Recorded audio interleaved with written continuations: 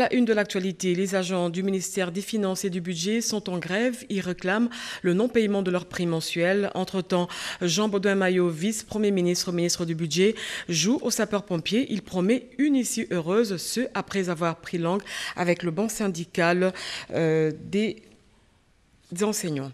Un autre titre dans ce journal, c'est un véritable casse-tête de rouler à travers la capitale. Selon quelques Quinois rencontrés dans les rues de Kinshasa, des trous béants, des nids de poules et les immondices éparpillés ça et là seraient à la base des embouteillages à travers la capitale. Vous suivrez dans ce journal un reportage réalisé par nos reporters. Mesdames, Messieurs, bonsoir et bienvenue dans ce journal. D'abord, le chef de l'État Félix-Antoine Tshisekedi a accordé une audience au Palais de la Nation à Émilie Maltam, ambassadeur du Royaume-Uni en République démocratique du Congo. Ensemble, ils ont échangé sur les questions liées au conflit qui sévissent dans la partie est du pays, la collaboration entre l'Union africaine et le Royaume-Uni et le changement climatique et la relance économique après le Covid-19 étaient également au centre des échanges. Fanny Kikoufi, Coco Molicho et fils Matondo. Arrivée en début de soirée à l'Union africaine, Madame Émilie Maltman, ambassadeur du Royaume-Uni, a été conduite auprès du président de la République par la ministre des Affaires étrangères et le mandataire spécial du chef de l'État. C'est une entrevue qui a duré un peu plus d'une demi-heure. Au sortir du bureau du chef de l'État, l'ambassadeur de Grande-Bretagne en République démocratique du Congo a déclaré que son pays soutient les efforts de pacification de l'Est de la République démocratique du Congo. Oui, alors j'ai rencontré le chef d'État pour en parler de notre appui à ces efforts pour réduire le conflit à l'Est du pays, mais aussi d'autres facettes de notre partenariat, par exemple notre collaboration entre le Royaume-Uni et l'Union africaine sur les questions de changement climatique et relance économique après le Covid. Alors nous allons continuer à collaborer sur ces questions et c'est important que tous les efforts de l'État congolais sont appuyés et accompagnés par la communauté internationale et j'espère continuer notre appui avec l'assistance technique et nos programmes à l'est du pays, mais aussi, par exemple, notre collaboration sur les questions d'éducation et accès à l'éducation, surtout pour les filles en RDC. Oui, alors le Royaume-Uni est le président du sommet COP26 qui va se prendre en place cette année-ci en Royaume-Uni. Et la collaboration avec la RDC, c'est d'un côté avec la RDC en tant que pays, mais aussi avec le président en tant que président de l'Union africaine. L'une des priorités du Royaume-Uni pour la COP26, c'est améliorer l'accès au financement pour le programme de lutte contre le changement climatique, la protection des forêts et notamment l'adaptation aux effets de changement climatique.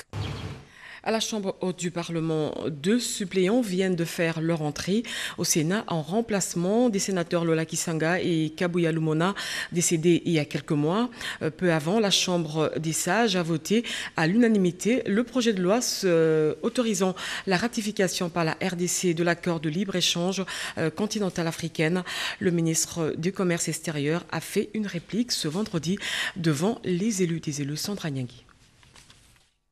C'est en seconde lecture que la Chambre haute du Parlement vient de voter le projet de loi autorisant la ratification par la République démocratique du Congo de l'accord portant création de la zone de libre-échange continentale africaine ZLECAf. Il sera donc transmis au chef de l'État pour promulgation, ce après adoption article par article de l'exposé de motifs de cet accord. Au cours de cette plénière, l'honorable président du Sénat, Modeste Bahati Lukwebo, a tout d'abord laissé place à la réplique du ministre d'État, ministre du Commerce extérieur, Jean-Lucien Boussa, qui a ramassé toutes les préoccupations exprimées la veille par les élus des élus.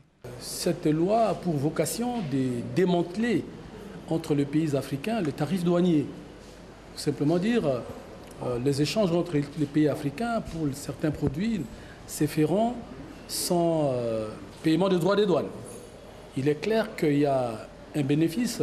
La République démocratique du Congo a une économie certes fragile, on peut le dire, mais le potentiel de développement économique de la RDC est tellement fort qu'il suffit d'y mettre de la volonté, nous allons faire le bond du crapaud. Sur 78 sénateurs, 75 ont voté oui, 2 se sont abstenus et 1 a voté non. Peu avant, la Chambre haute du Parlement avait poursuivi l'examen de la proposition de loi déterminant les principes fondamentaux relatifs à la recherche scientifique et à l'innovation technologique. Son initiateur, le sénateur Guy Luando, est venu répondre aux préoccupations exprimées par ses collègues sénateurs. Après cette audition, l'examen des matières de la dite proposition de loi a été confié à la commission mixte ECOFIN, infrastructure et aménagement du territoire. 2 suppléants ont vu leur pouvoir être validés. Il s'agit de Mme Kunda Kisenga Irène et M. Samaki Anidoutini Norbert. Ce dernier est le premier suppléant de feu sénateur Jean-Pierre Lola Kisanga et l'autre est la première suppléante de feu sénateur Kabouya Lumona. Ils ont reçu les félicitations du président de la Chambre haute du Parlement et sont désormais sénateurs et membres à part entière du Sénat.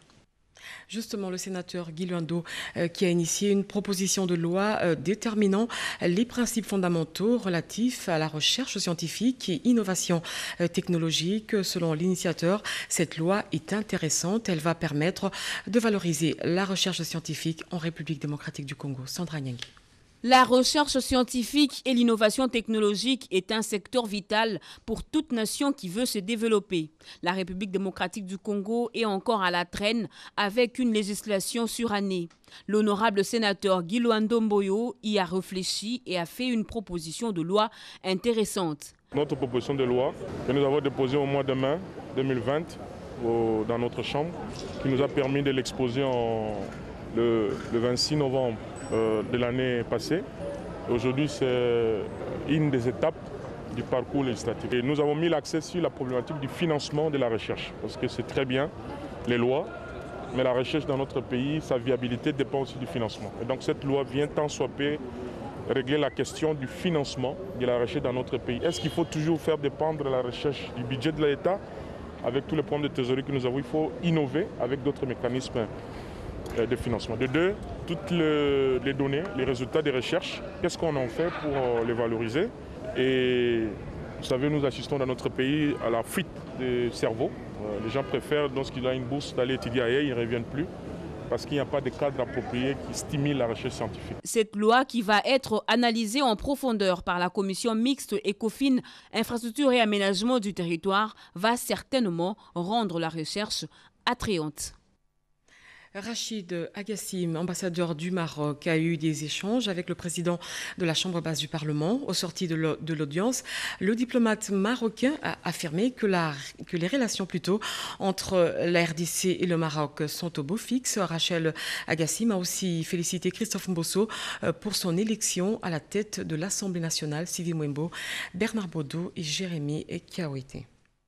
Auprès de Christophe Mbosso Kodiapouanga, président de l'Assemblée nationale, le diplomate marocain en poste à Kinshasa, Rachid Agassim, a réaffirmé la disponibilité du pays de Mohamed VI pour redynamiser la coopération dans le domaine économique entre Kinshasa et Rabat. Le Maroc, qui, dans les domaines de la santé, accompagne presque tous les pays africains dans la lutte contre la Covid-19. Au sortir de l'audience, Rachid Agassim a dit être venu présenter à son hôte les félicitations du président de l'Assemblée nationale marocaine pour sa brillante élection à la tête de l'Assemblée nationale congolaise. À l'occasion de ce premier contact avec le tout nouveau speaker de la Chambre basse du Parlement, Rachid Agassim a également abordé des questions bilatérales entre les deux États en mettant l'accent sur l'excellence de ces relations qui sont historiques plus que fraternelles. Le speaker de la Chambre basse du Parlement, Christophe Mbosso, a exprimé toute sa gratitude à l'endroit du président de l'Assemblée nationale du Maroc pour son message de félicitations et d'encouragement à la tête de cette institution. Et puis le Premier ministre entrant, Sama Lukonde, a reçu à tour de rôle le directeur régional de l'ONUSIDA et le directeur général de l'OCEP. Les questions liées sur les stratégies d'impulsion pour une économie diversifiée étaient au centre des échanges entre le chef du gouvernement et ses hôtes, Pati Tongwangu. Pour la transformation locale des ressources naturelles en République démocratique du Congo, l'Organisation des Nations Unies pour le développement industriel ONUDI est prête à mettre son expertise au profit de la République démocratique du Congo. Son directeur régional Afrique de l'Ouest et centrale, Jean Bakole, l'a dit à l'audience que lui a accordée le Premier ministre Jean-Michel Sama Lukonde Kyenge à l'immeuble du gouvernement. Le chef de l'exécutif national a saisi l'occasion pour expliquer à son hôte la vision du chef de l'État Félix-Antoine Tshisekedi Tshilombo, celle d'engager les produits du sol congolais à la transformation locale pour répondre aux besoins locaux qui peuvent générer des emplois et de l'importation dans le cadre de la zone de libre-échange africaine. Le directeur général de l'ONUDI s'est dit confiant quant au changement de paradigme sur le plan économique. Nous sommes aussi venus annoncer au Premier ministre que l'ONUDI va, en collaboration avec le gouvernement qui va être mis en place, développer un programme de l'industrialisation accélérée du Congo. Nous avons beaucoup échangé sur les stratégies idoines pour engager notre pays dans la transformation économique, dans la diversification de notre économie, où finalement notre pays n'est plus simplement un pays qui est en train d'attendre de consommer des produits extérieurs, mais qui est en train de produire, de transformer les produits locaux, de les amener à un niveau optimal de qualité pour qu'ils soient compétitifs sur le plan du marché local, mais aussi sur le plan du marché international. Jabakole a en outre salué l'engagement du Premier ministre Jean-Michel Sama Lukonde Kyenge à amener le pays à une nouvelle stratégie économique basée non seulement sur les minerais, mais aussi sur l'agro-industriel. Avec le directeur général de l'Observatoire de surveillance de la corruption et de l'éthique professionnelle, le professeur Saint-Augustin Mwenda Bali, il a été question de tracer les principes directeurs de l'éthique dans la gestion des biens publics par les futurs dirigeants de la République démocratique du Congo. Le social est un axe de la composante de la vision du chef de l'État, mais il ne peut pas y avoir du social quand le coulage des recettes fonctionne. Quand les individus bradent le bien commun de la République, quand tout le monde vient au gouvernement avec l'espoir de s'enrichir, il faut mettre l'éthique à sa place. Un État sans éthique est comparé à un corps sans vie. Le souci du directeur général de l'OSCE est de voir les dirigeants être au service du peuple.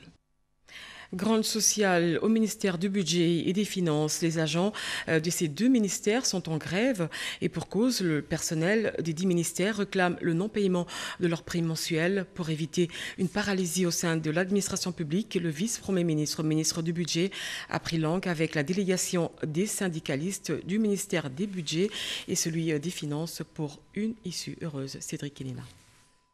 Il faut désamorcer la bombe pour éviter une paralysie.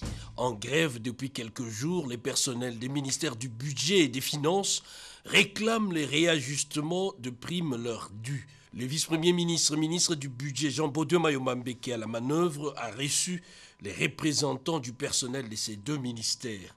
Aux antipodes des rumeurs et spéculations, le président de l'intersyndicale du budget, qui a parlé au nom de la délégation, fixe l'opinion. Les primes des 3 derniers mois de 2020 réclamées par les grévistes et du gouvernement Tshibala. Nous disons que cette action a commencé depuis 2018 avec le gouvernement Tshibala. Juste, ce sont des réajustements parce que les taux qu'on avait, c'était les 45 000 francs congolais, les 100 $. À l'époque, c'était le ministre Tawa qu'on avait laissé la dernière grille. Et nous avons évolué, on a négocié avec le gouvernement Tshibala, on nous a rapprochés à 145. Et nous avons obtenu avec ce gouvernement la liquidation de ces dépenses. Donc ce n'est pas avec ce gouvernement. Les syndicalistes rassurés appellent les grévistes à l'apaisement. Une solution sera bientôt trouvée. Une rencontre est prévue avec les directeurs du cabinet du chef de l'État. Dans l'entretemps, les syndicalistes se montrent optimistes quant à la suite. Je l'ai dit au sommaire, rouler à Kinshasa devient un véritable casse-tête et pour cause, les mauvais états de la voirie urbaine qui se trouve dans un état de délabrement très avancé. À cela s'ajoutent les nids de poules et des trous béants qui se forment sur les grandes artères de la capitale. Nos reporters ont fait la ronde des communes de Matete, Kalamou et la commune de Lingwala pour faire le constat. Anastasie Ndumbu et J.R. Kabamba. La commune de Matete au niveau des sous-régions risque de se couper du reste de la ville de Kinshasa. Conséquence, les automobilistes sont obligés de faire un long détour pour accéder à Limete, à Lemba. Cela s'ajoute les embouteillages monstres causés par cet affaissement. Ce trou béant a été longtemps négligé et aujourd'hui aux conséquences incalculables sur la circulation de personnes et de leurs biens. La population ainsi que les conducteurs de véhicules utilisent la route Kiyimbi et Banounou pour arriver à Lemba et ceux qui viennent de Lemba et Rond-Point Gaba font la même gymnastique. Depuis 2017, le trou est en train de s'agrandir jusqu'à tel point que le trou a maintenant une grande partie de la route. Nous interpellons aussi le gouverneur de la ville. Déchets plastiques, ça fait une grande inondation du côté de Ngilima D et du côté de Kwenge D. Maintenant, il y a une grande embouteillage. Nous sommes restés seulement avec l'entrée qui vient de la ville, c'est Banounou. Donc c'est compliqué, surtout le soir et très tôt matin. On ne sait pas qu'est-ce que vous voulez au juste. Que les gens meurent d'abord et puis vous venez pour venir rendre des victimes. C'est quoi là vous allez donner aux gens? Ce n'est pas du tout bien. Ça c'est un petit travail, même le bourgmestre peut faire. Est-ce que là il faut attendre même le chef de l'État qu'il vienne? Mais c'est ridicule. Au croisement des avenues Yolo Kapela et Kimwenza, il n'y a plus de passage. Les grands trous remplis d'eau de pluie empêchent le véhicule de dérouler normalement. Malgré l'intervention de personnes de bonne volonté qui ont jeté des sacs de sable pour faciliter la circulation, les problèmes demeurent et nécessitent des travaux de grande envergure de la part du gouvernement de la République. Situation similaire sur les avenues Kalembelembe, Nyangwe, Mouchi et Koutou, pas facile de circuler par voiture à Kinshasa ces derniers temps. Vraiment, c'est pitié. Les avenues Nyangwe, Koutou et autres sont dans un état de délabrement très prononcé. Nous demandons au chef de l'État de déployer une équipe sur terrain pour une solution adéquate. Vraiment, c'est triste de voir cette route dans cet état. Et pourtant, nous sommes ici dans la ville-province Kinshasa, la capitale de la République démocratique du Congo. Nous sommes obligés d'emprunter des petites avenues, ce qui n'est pas facile pour nous les conducteurs. Une bonne affaire pour les taxis-motos de se faire de l'argent.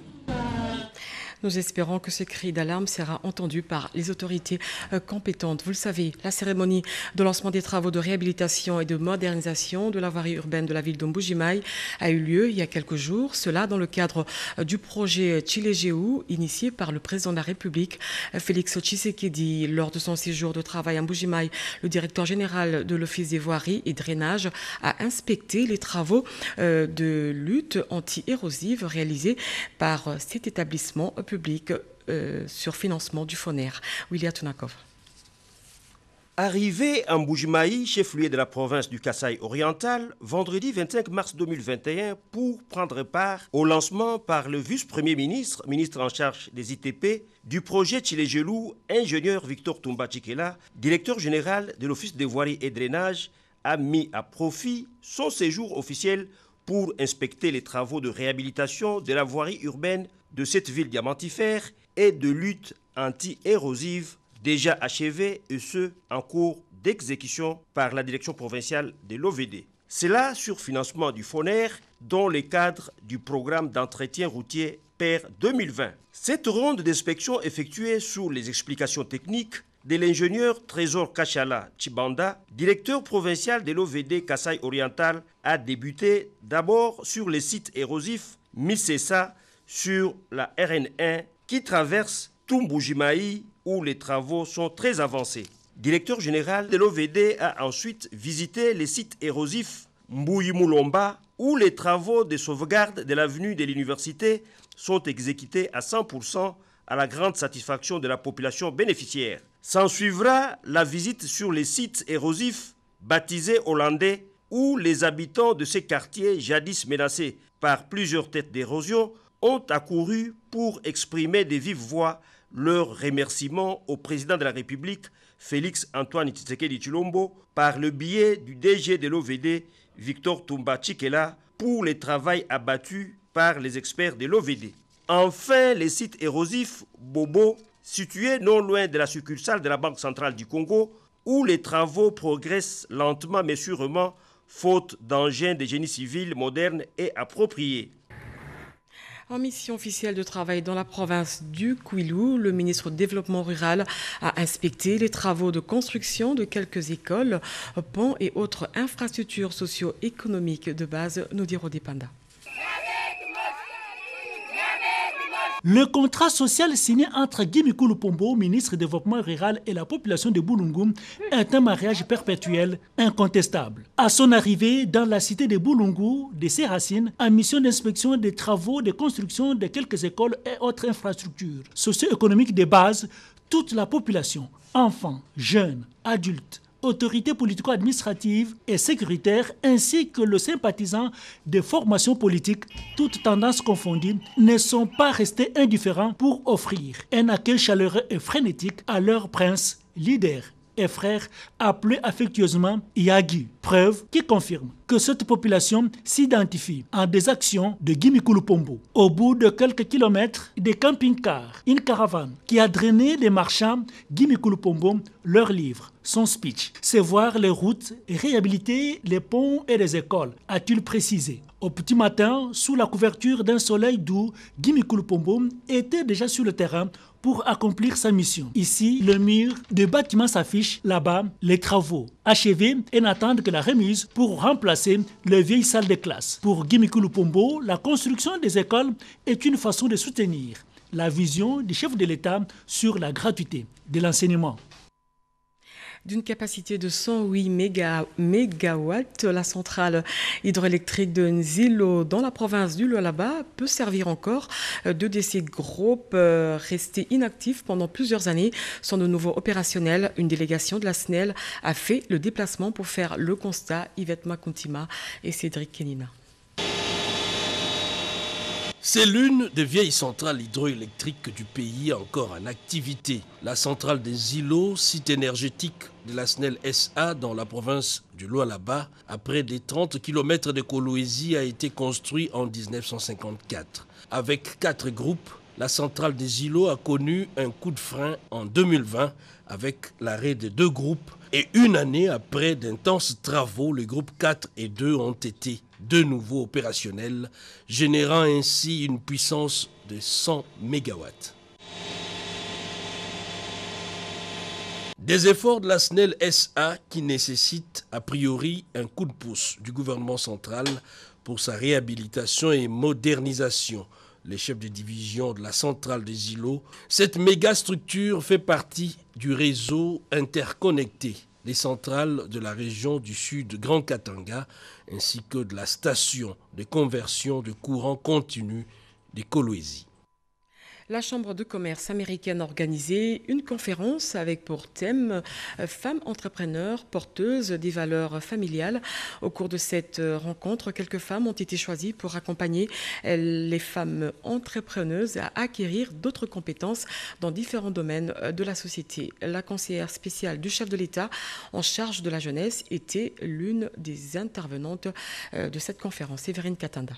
La femme, porteuse de valeurs scientifiques et familiales face à la réalité et les inégalités au sein de nos sociétés, a du mal à concilier ces différents rôles de femme employée ou employeur, mère et épouse. C'est ainsi que la Chambre de commerce américaine en RDC a, à l'occasion de la clôture du mois de la femme, organisé une conférence sur l'accompagnement de la jeune femme entrepreneur porteuse de valeurs familiales dans sa carrière professionnelle pour une société égalitaire. Les panélistes Sylvie Maloukissa, DG de Manitech Congo, Nefertiti Chibanda, déléguée générale à la francophonie, ainsi que Chantal Moulop, conseillère spéciale du chef de l'État en matière de la jeunesse, genre et violences faites à la femme, ont encouragé les femmes à apprendre l'homme dès le bas âge, à accompagner la femme et à acquérir d'autres compétences telles que la résilience et la patience en dehors de celles qui sont innées. Lino Shimba, président du conseil d'administration de la Chambre de commerce américaine en RDC, a décrit les ambitions de sa structure.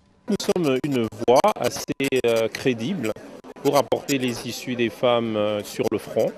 On vulgarise l'information qui leur permet d'évoluer correctement dans une société totalement dominée par la présence masculine. Et en fait, on est un avocat pour la femme. La chambre de commerce est ouverte à tout le monde. Juste après, les panélistes ont parcouru un marché de circonstances qui offrait des produits bio de femmes entrepreneurs congolaises. Le vendredi saint et la commémoration religieuse célébrée par les chrétiens à travers le monde, une journée qui marque plutôt la crucifixion de la mort de Jésus-Christ. À Kinshasa, le chemin de la croix a été organisé dans différentes paroisses de la capitale pour commémorer la passion du Christ. Jacques Kabouaboua.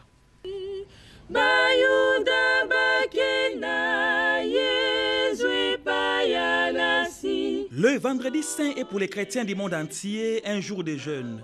C'est le jeûne pascal qui commémore la passion du Seigneur Jésus-Christ, notre Sauveur. À travers les paroisses de l'archidiocèse de la ville-province Kinshasa et d'autres diocèses en République démocratique du Congo, les chrétiens ont effectué le chemin de la croix pour commémorer les souffrances et la mort du Christ. Les vendredis saints comportent aussi la célébration de la passion du Seigneur. L'office a commencé par une liturgie de la parole dont la lecture principale a été le récit de la passion selon Saint Jean. L'évangéliste Saint Jean nous met devant les yeux certains traits de la passion de Jésus qu'il est seul à avoir retenu la déclaration du gouverneur romain Ponce Pilate. Les deux premières lectures ont permis de saisir comment le Christ en croix réalise l'espérance d'Israël qui se confond avec celle de l'humanité. Jésus est le serviteur souffrant qui a fait de sa vie un sacrifice d'expiation. Il est le grand prêtre qui, s'offrant lui-même comme victime, il est devenu pour tous ceux qui lui obéissent la cause du salut éternel. La prière universelle est faite après homélie avec une solennité exceptionnelle dans un souci de n'oublier personne, car le salut opéré par le sang rédempteur doit atteindre les extrémités de la terre. Ainsi, c'est la gloire de la croix qui éclate dans cette célébration, car l'Église ne commémore pas la mort du Seigneur Jésus sans faire mémoire en même temps de sa résurrection. C'est par les bois de la croix que la joie est venue sur le monde. La croix est toujours mise en lien avec la résurrection. Et puis la problématique de la participation active de la femme dans la gestion de la chose publique au centre des échanges entre les femmes politiques membres de l'Avenir du Congo. 3 jours ont suffi aux participantes à cet atelier de faire des recommandations pour la promotion de la femme dans les postes de responsabilité. Alain Bikaï. La femme congolaise a des ailes, la nation congolaise ne prendra pas son envol sans elle. C'est par cette thématique que les hommes et les femmes politiques du Parti Avenir du Congo ont mené leur plaidoyer en faveur de la femme de la République démocratique du Congo. Successivement, Laetitia Kalume et Gassi Bonga ont dénoncé la discrimination et la sous-estimation de la gente féminine pour sa participation à la gestion de la République. Elles ont également recommandé aux hommes politiques et à l'autorité publique à favoriser l'alphabétisation de la femme et surtout tenir compte de la compétence féminine dans la répartition des responsabilités. Leur plaidoyer a trouvé un écho favorable auprès du magnifique secrétaire général du Parti Avenir du Congo, Dr Roger Mwamba. L'élu de l'Équateur a rassuré ses interlocutrices du soutien de leur président national, Dani Banzamaloba, qui ne ménage aucun effort pour l'autonomisation des activités des femmes. Le numéro 2 du Parti Avenir du Congo a salué le travail abattu par les femmes de son parti dans des ateliers pendant ce mois de mars, avant d'ajouter que les recommandations et les conclusions de ces travaux seront bénéfiques pour les femmes congolaises. Roger Mwamba a invité les femmes à soutenir le chef de l'État Félix Antoine Tshisekedi dans sa vision de l'union sacrée de la nation qui fait de la femme une actrice majeure, si pas principale. Jancy Mansoa, président interfédéral à Kinshasa, a mobilisé les femmes à adhérer son parti qui favorise l'émergence du leadership féminin en République démocratique du Congo. Procès 100 jours, analyse des exceptions soulevées, c'est le titre d'un nouvel ouvrage présenté et baptisé au Palais de la Justice, un ouvrage de Gabriel Kilala, conseiller à la Cour d'appel, et Kalala Mwena, avocat à la Cour de cassation. Gustave Chimombo. Dans ce 84 pages, les auteurs Gabriel Kilala et Kalala Mwenampala relèvent autant d'exceptions souvent soulevées lors des différents procès dans les cours et tribunaux de la RDC. Le cas du célèbre procès de 100 jours, qu'il s'agisse des juridictions compétentes, du juge naturel, de l'exception d'inconstitutionnalité, les auteurs les ont abordés sans complaisance, mais avec objectivité. Nous sommes des spécialistes de la question procédurale. Nous avons suivi toutes les exceptions qui ont été soulevées, et surtout l'exception d'inconstitutionnalité. Cette exception bloque les cours et tribunaux. Ça ne facilite pas la meilleure administration de la justice chez nous. C'est pourquoi ça nous a donné, nous les auteurs, l'idée de faire des recherches, de proposer des solutions. Comment débloquer cela pour permettre à une meilleure administration de la justice et surtout que nous sommes dans un état de droit. Procès de 100 jours, analyse des exceptions soulevées, a été baptisé par le président de la Cour de cassation, Benoît Kapanvoule Panda Mwishinda, a souhaité plein succès à l'ouvrage. Je te baptise au nom de la science juridique. Plein succès aux auteurs. Que tu facilites la bonne administration de la justice en vue de favoriser le procès égal de l'état de droit. Gabriel Kilala est chercheur et écrivain talentueux du secteur de la justice congolaise depuis plusieurs années. Parmi ses publications figurent le viol, attribution du ministère public et procédure pénale, immunité et privilèges en droit positif congolais, procédure civile, organisation, fonctionnement et compétences des juridictions en droit positif congolais. L'Institut supérieur d'informatique, de programmation et d'administration a clôturé le mois de mars dédié à la promotion de la femme, une cérémonie qui s'est déroulée dans les enceintes de l'ISIPA de la commune de Lingouala, Matete et la commune de Kinshasa, une cérémonie qui sera couplée à celle de la réception et l'accueil des lauréats admis en première gradua. Serge Mata. Les comités de gestion de l'ISIPA avaient réservé un accueil chaleureux à tous ceux qui sont venus prendre part à cette cérémonie de clôture du mois dédiée à la femme. C'est donc avec enthousiasme que les lauréats admis en premier gradué à l'Institut supérieur d'informatique, programmation et d'analyse ont été reçus. Essentiels au développement, plusieurs activités sportives et récréatives ont été organisées par la suite, dont l'ISIPA Mouchi à Lingouala et à Matete, parmi lesquels la boxe anglaise, les karatés, l'inzango, le football et bien d'autres. Encore, question de promouvoir des échanges culturels et sportifs. Cette grande manifestation a eu lieu en présence de ma présidente directrice générale de l'Institut supérieur d'informatique, programmation et analyse, Rifine Louyeyeyala, qui par la suite a relevé la nécessité pour la femme ou la jeune fille d'être formée, d'apprendre un métier, de se lancer dans le développement des activités d'entrepreneuriat. Les questions relatives à la femme, les questions des gender concernent et les hommes et les femmes. Donc c'est à ce titre que nous avons également prêté main forte à cette initiative de Maman Rufine Louyeyeyala, qui est notre PDG de ISIPA, qui a voulu à ce que nous puissions honorer la femme.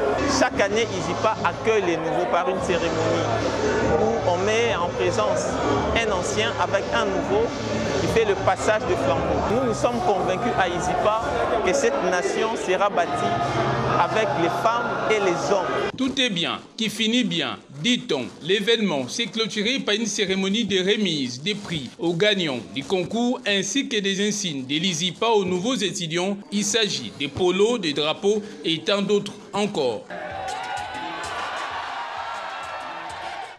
Clôture du mois de la femme, une cérémonie qui s'est déroulée sur plusieurs temps. Vous suivrez dans un condensé le rapporteur adjoint du Sénat qui a honoré les femmes maraîchères de la zone urbano-rurale de Kingabois, Limete et Kimbanseke. Regardez.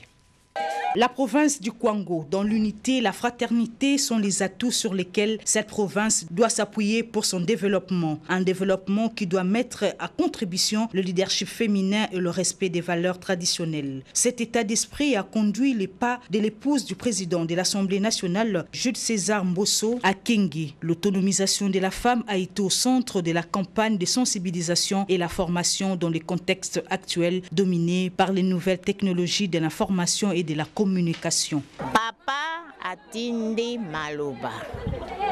Moi la nyonso ya kwangu. Tolobi technologie numérique. Tout ça là, ma formation. Le message que je vous amène de la part de votre papa est l'invitation de vous former sur le TNT. Informatisé. Donc, Kenge reste toujours reconnaissant vis-à-vis du président de la Chambre basse du Parlement, Christophe Mbosoko Diapwanga, pour l'avoir doté d'une université, Izetem Kenge 2. La parité dans le gouvernement et d'autres postes de prise de décision est un droit consacré dans l'article 14 de la Constitution. Elle n'est pas une faveur. Voilà pourquoi les femmes politiques et celles de la société civile réunies au sein du mouvement Rien sans les femmes, la dynamique nationale de femmes candidates, le cartel de femmes politiques leaders actives et l'association de femmes rurales ont tenu une conférence de presse pour exiger la prise en compte de listes paritaires à remettre auprès du Premier ministre Sama Lukonde. La présidente de ces mouvements, Annie Bambé, est restée ferme sur le quota de la femme et appelle le Premier ministre à veiller sur les listes de patrons de partis et regroupements politiques, à s'approprier le texte juridique qui prône le droit de la femme. Toutes ces femmes ont également dénoncé avec la dernière énergie le comportement égoïste de responsables de partis politiques.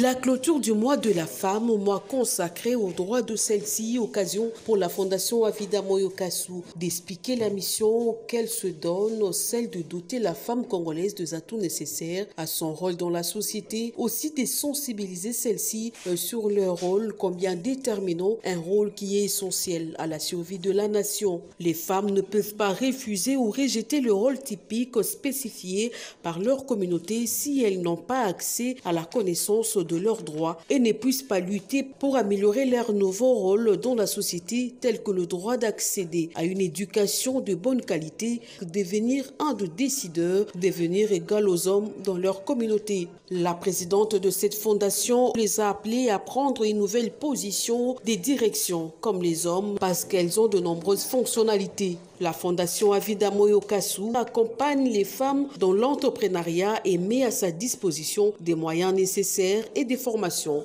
dans de divers domaines. Enfin, le rapporteur adjoint du Sénat a honoré les femmes maraîchères des zones urbano-rurales de Kingabwa et Kimbanseke. Une contribution plutôt financière a été remise à ces femmes redépendantes. Après avoir suivi une formation de renforcement des capacités sur les droits de la femme et son autonomisation, ces femmes veuves de la commune de Massina, invitées à plus de détermination en vue de privilégier l'excellence, surtout en cette période de Covid-19. La coordinatrice de la structure Un geste suffit, Anto Mukuta, a, à cette occasion de la clôture du mois de mars dédié à la femme, remis des pagnes à ces femmes pour promouvoir la fraternité et l'amitié au sein de la structure. De réfléchir sur notre thème de l'année et puis de partager ce que nous avons reçu auprès de gens qui nous soutiennent et puis auprès de ceux qui sont tout autour de nous pour faire avancer ce travail. Nous sommes toujours derrière vos pas pour essayer de faire mieux, pour appuyer la vision de notre président, afin que nous aussi, maman, nous puissions marquer notre époque. Je salue notre première dame, maman Denise Nyakeru, les papas de tous les Congolais, Félix Tshisekedi Tshilombo. En attendant l'appui de partenaires, les femmes doivent cultiver l'esprit de conscience, à savoir se prendre en charge, c'est-à-dire l'autonomisation. Les femmes vendeuses et maraîchères de la zone urbano-rurale de Kingabwa Limete ont été honorées par les rapporteurs adjoints du Sénat, l'honorable Nathalie Boulansoun, présidente du FONABU. C'est pour clôturer en beauté le mois de la femme et matérialiser sa vision sur l'autonomisation de la femme congolaise en général et pour soutenir les initiatives des jeunes femmes leaders que la sénatrice rapporteure a dépêché une délégation pour appuyer les 130 mamans et jeunes filles avec sa modeste contribution financière. Question de les aider à booster leurs activités de culture vivrière et autres génératrices de revenus. Germain Moupassa Ounda, coordonnateur national du FONABU et représentant de la sénatrice Nathalie Boulansoun, explique. Un geste posé en faveur de plus de 100 femmes engagées pour le développement durable FDD. La sénatrice rapporteure reste toujours préoccupée par le poids des ménages sur les épaules des mamans dû au sous-emploi des hommes. C'est toute la raison pour Nathalie Boulansoun d'apporter à ces femmes son appui en vue d'alléger leur fardeau. Comment aider? Ce journal est fini, mesdames, messieurs. Merci de l'avoir suivi. Tout le plaisir était pour moi de vous le présenter. Je vous retrouve le vendredi prochain à la même heure et sur la même chaîne. D'ici là, portez-vous bien. Au revoir.